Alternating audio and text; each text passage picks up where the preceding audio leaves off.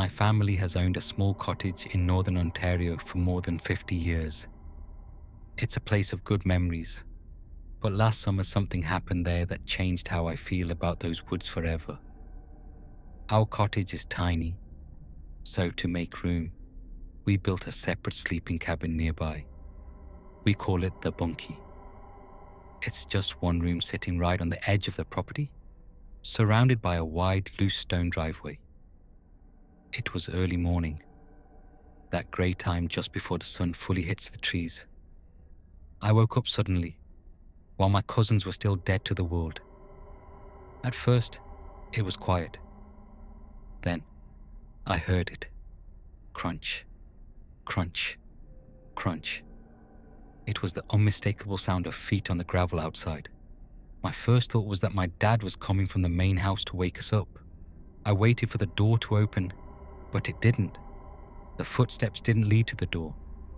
They started to go around the cabin. I laid there, staring at the window. I was paralyzed. You know that feeling when your heart is beating so hard, you're sure whoever is outside can hear it? That was me.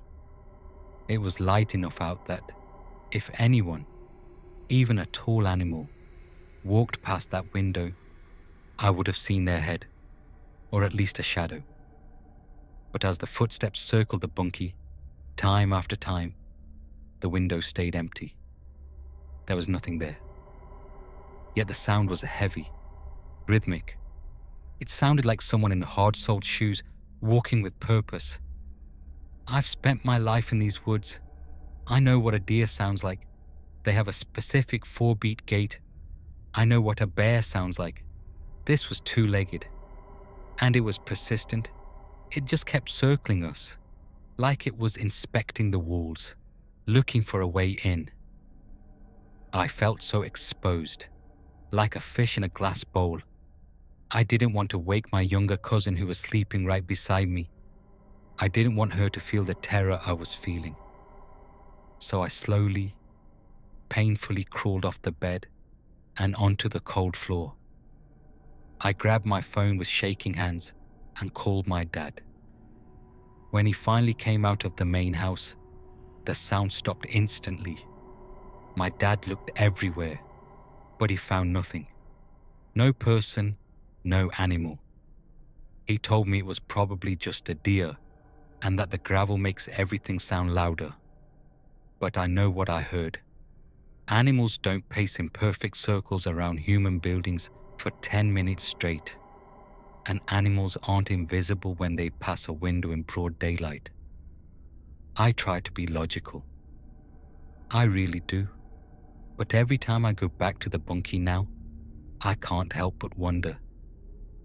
What was it that saw us but didn't want to be seen?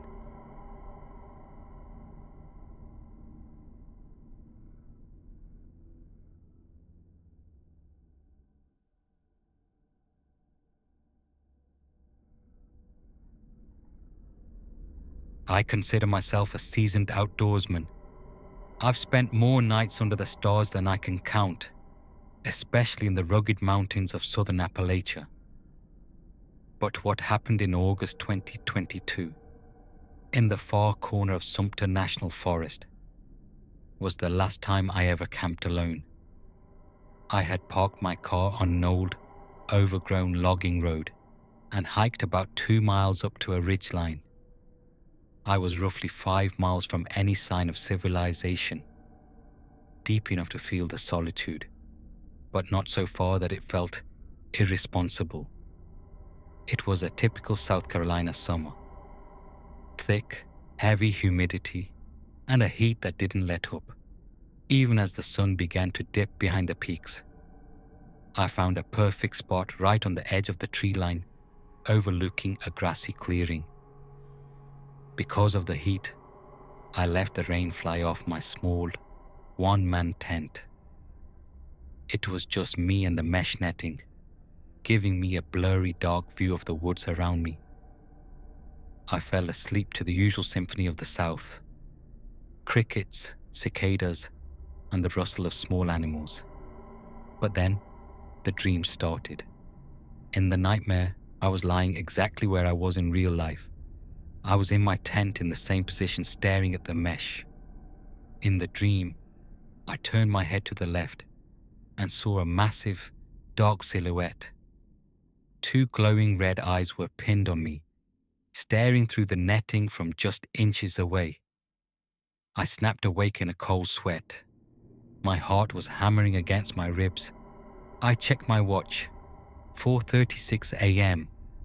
I tried to shake it off, telling myself it was just the heat and my imagination.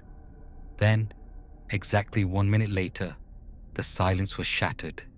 A scream ripped through the air. It was blood-curdling, a sound I can only describe as a horrific mix between a screeching owl and a dying fox, but with the lung capacity of something much larger. It was right there, right on the edge of my camp. I was paralyzed. I couldn't even breathe. 30 seconds passed that felt like an eternity. And then, it happened. Something heavy, something massive, sprinted directly through my campsite. I didn't just hear it, I felt it. The ground vibrated under my sleeping pad. It was 100% bipedal. 2 heavy legs, stomping with incredible force as it crashed through the brush. Adrenaline finally overcame the fear. I reached for my rifle, unzipped the tent with trembling hands, and flooded the woods with my weapon light. Nothing, just trees and shadows. But then, the real terror hit me. The woods were dead silent. If you know the South, you know the woods are loud at night. But now, not a single bug, not a single frog.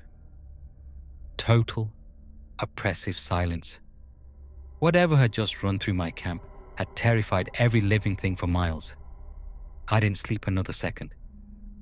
I sat there with my rifle, scanning the tree line until the first grey light of dawn broke through the canopy. I packed my gear in record time and got out of there. I've been back to that area since, but never alone.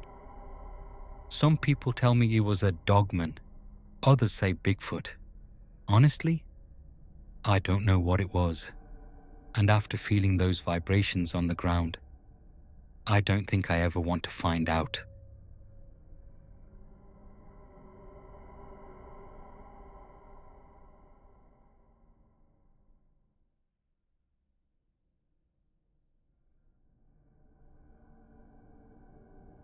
There is a place high in the Sierra Nevada mountains called Leavitt Lake.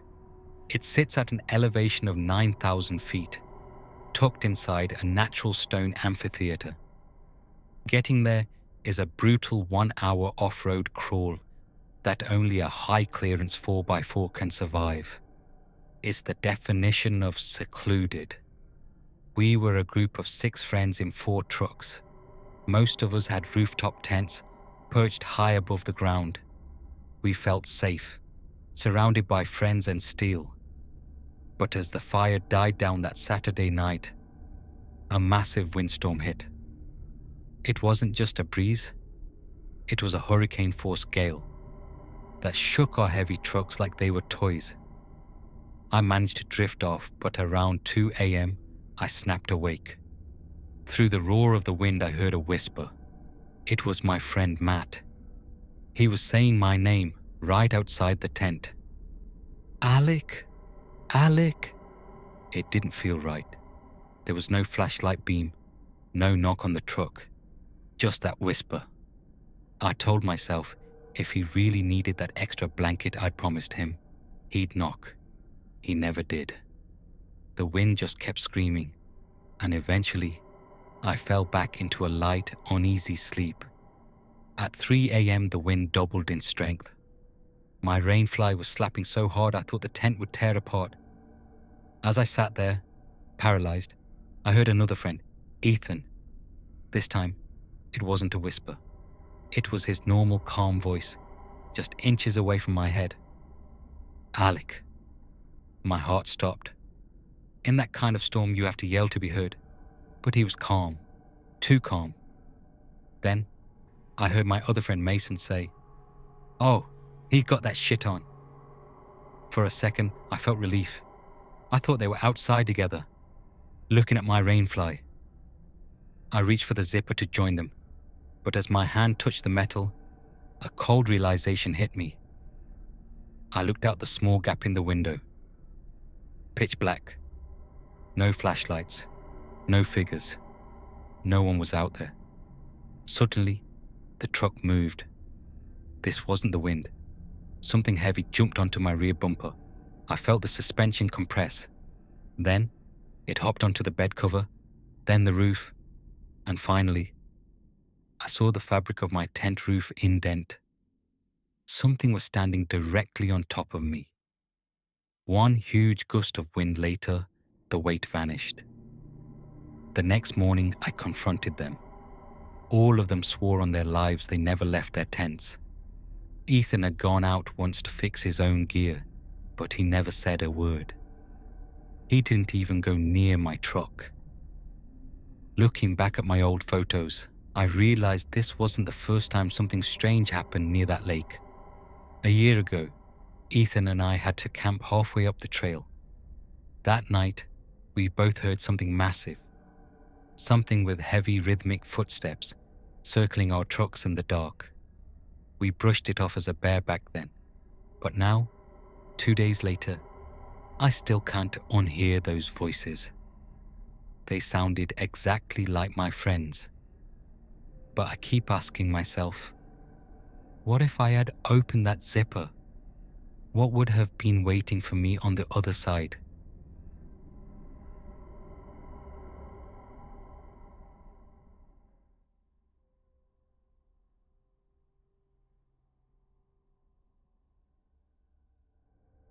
Last summer, I was on a road trip with my sister, her partner, and their dog.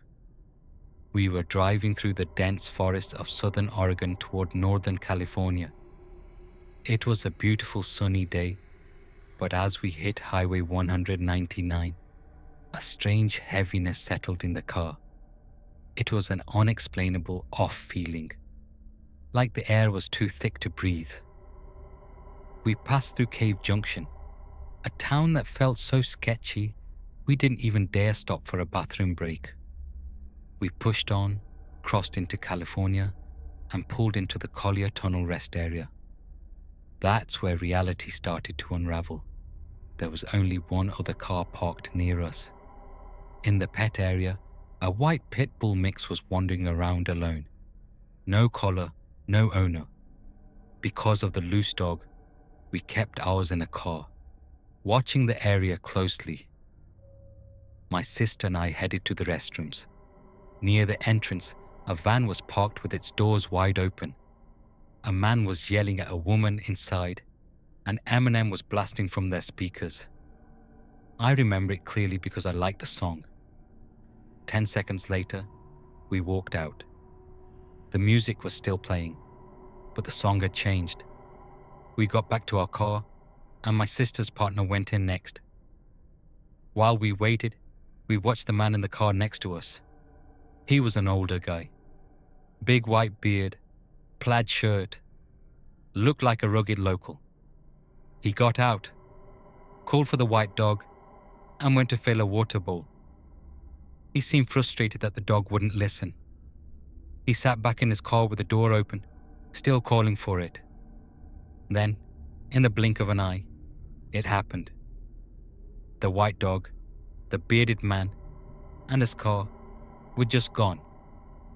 The rest area is a one-way loop. To leave, you have to drive past where we were parked. We were staring right at them, waiting for them to move so we could let our dog out. There was no sound of an engine, no car backing out. 1 second they were there, the next, empty asphalt. We were stunned. "Where did they go?" my sister whispered. We were both watching. Finally, we pulled into the pet area. Our dog, who usually leaps out of the car the second we stop, refused to move. We had to physically pull him out. Once his paws hit the ground, he started sniffing frantically, suddenly jumped as if something invisible had startled him, and scrambled back into the car. We drove away in total, suffocating silence. It wasn't until that night at the hotel that the real horror set in. We started comparing what we saw. My sister and I had identical accounts. The older man with the white beard. But then, her partner spoke up and the blood drained from my face. She said there was never an old man. She had been watching the car the whole time we were in the bathroom. She saw a young man in a black t-shirt clapping and calling for the dog. Same car, same dog, but a completely different person. Then my sister added the final blow. She said the van blasting music near the bathroom was already gone when we walked out, but I swear to you, I heard that music playing until the moment I closed our car door. 3 people, 1 rest stop, and 3 different versions of reality. We looked it up later and found out that the woods around Cave Junction are famous for these glitches. I don't know what's living in those trees, but I do know one thing. We didn't just stop for a break at that rest area. We stepped into something else entirely.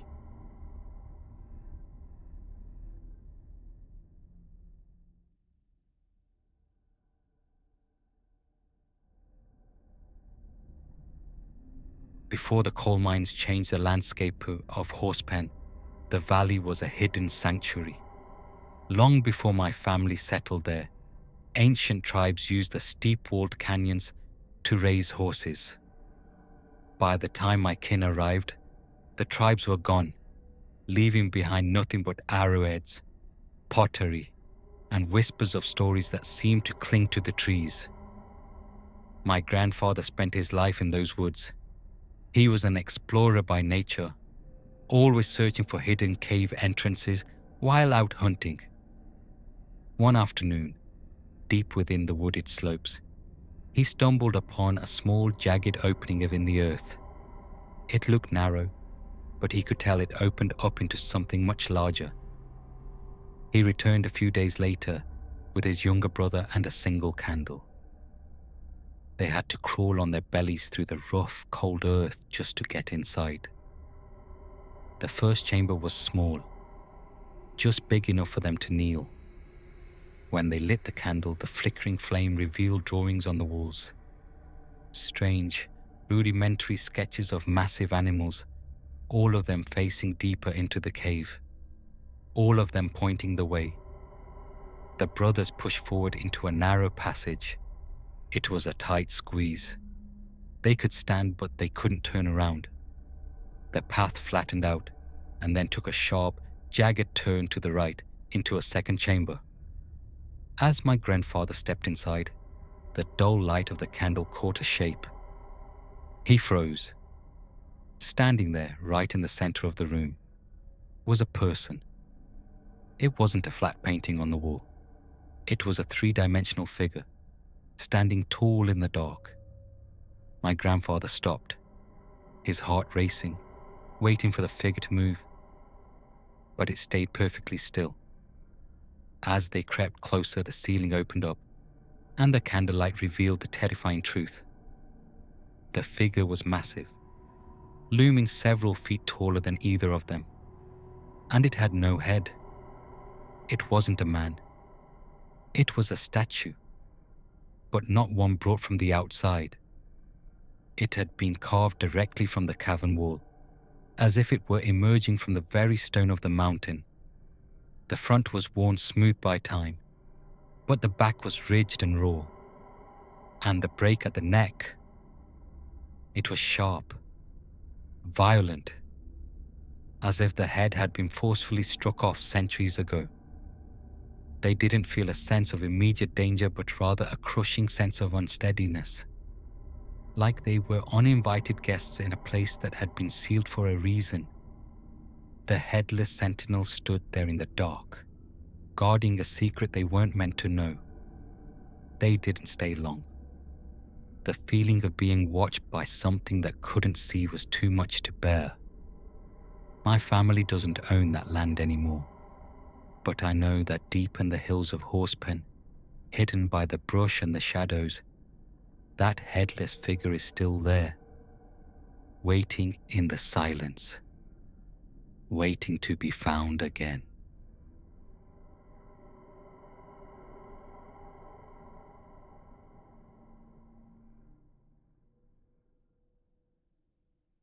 What do you think of these stories?